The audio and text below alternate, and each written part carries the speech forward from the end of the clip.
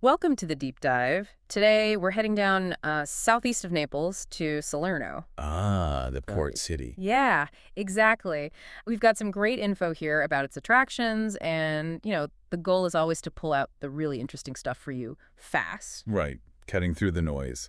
And Salerno looks like it packs a punch, variety-wise. It does seem that way. History, scenery, maybe even just a quick stop if you're passing through. Seems like it. Something for, well, quite a few different tastes. Yeah, and our sources flag this Salerno Beautiful Places one-day ticket. Oh, Which, I mean, that tells you right away it's manageable, doesn't it? Even if yeah. you only have a day. That's a good sign. Makes it accessible. So what's the big draw? History seems like a major part. Definitely. It's got a really long past, which usually means plenty to see. Like Arechi Castle, that one stood out. Sitting up there on Monte Bonides. Right. Imagine the views looking over the sea. Must have been strategic for centuries. Absolutely. And it's not just, empty walls. There's a museum inside. Mm-hmm. The Museo Medievale del Castello. They mentioned medieval ceramics, coins. So actual stuff from the people who lived and worked there gives it context. Exactly. Makes it more than just a pile of stones. And then there's the cathedral. Ah, yes, Salerno Cathedral, built over a Roman temple, wasn't it? That's the one. Talk about layers of history right there. You really see the passage of time and the features, Byzantine doors. Yeah, these incredible bronze doors apparently from the Eastern Roman Empire. Wow. And then inside, you jump forward in time, a Baroque crypt, very ornate, and a marble altar. So a real mix of styles. Fascinating. It really paints a picture.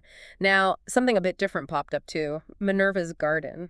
Oh, the medicinal plants. That sounded unique. Right, terraced gardens. And they've apparently been growing medicinal plants there since the 14th century. That's quite a long time. Centuries of, well, natural pharmacy almost. It makes you think, doesn't it? How people approached health back then, so tied to the earth. Absolutely. It's not just a garden. It's like a living museum of medical history. A really unusual find.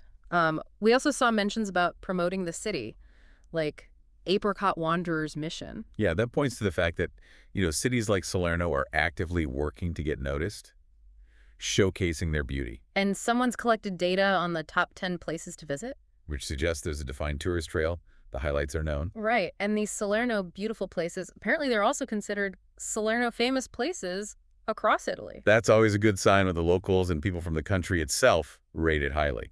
Speaks volumes. For sure. So, okay, wrapping up the highlights. We've got the history, very visible in the castle and the cathedral.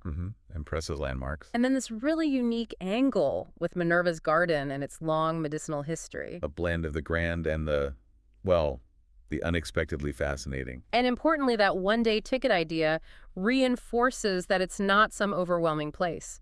You can experience it even on a short trip. Makes it very appealing, yeah. Accessible. So here's a final thought to leave you with. Thinking about Minerva's garden and those centuries of medicinal plant knowledge, what other kinds of historical know-how or practices might be hiding in plain sight, in places we walk past every day? That's interesting. Hidden history. Something to mull over. Thanks for joining us for this deep dive into Salerno.